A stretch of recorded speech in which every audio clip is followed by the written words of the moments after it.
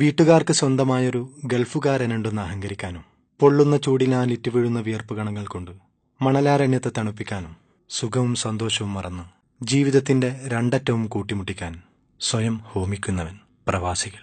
ജോലിഭാരം ഏറുമ്പോഴും വെയിലേറ്റ് വാടുമ്പോഴും മനസ്സിൽ ഒത്തിരി കുളിരായി നിറയുന്നത് സ്നേഹിക്കുന്നവരുടെ ഒരു സന്ദേശം, അതുമല്ലെങ്കിൽ ഒരു വിളി.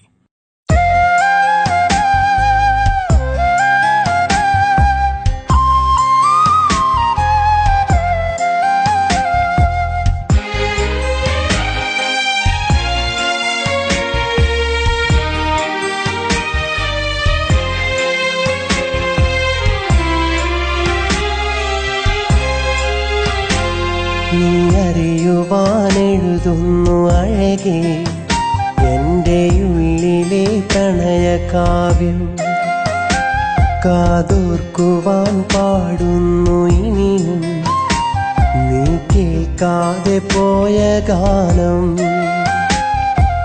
എഴുതുവാൻ ഞാനിന്നു കവിയല്ല, എന്നാലും എഴുതുന്നു വരികളായി നീ അറിയുവാൻ.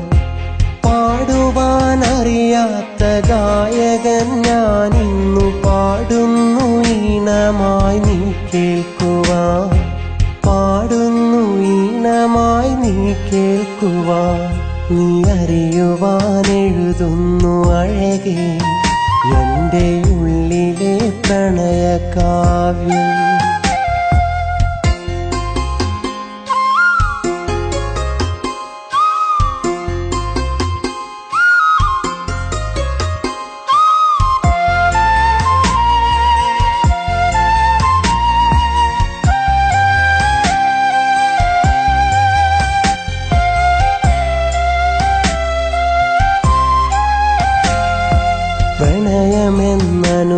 പ്രണയമെന്നനുരാഗമറിയാതെ എന്നുള്ളിൽ പറയാതെ നീ തന്നു മാഞ്ഞതല്ലേ.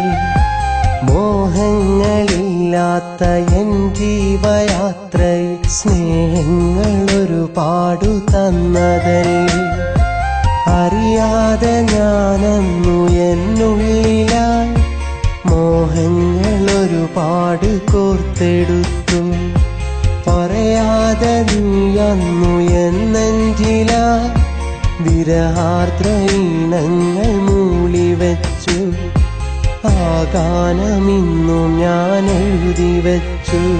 നീ അറിയുവാൻ എഴുതുന്നു അഴകേ എൻ്റെ ഉള്ളിലെ പ്രണയകാവ്യം, കാതോർക്കുവാൻ പാടുന്നു ഇനിയും നീ കേൾക്കാതെ പോയ ഗാനം.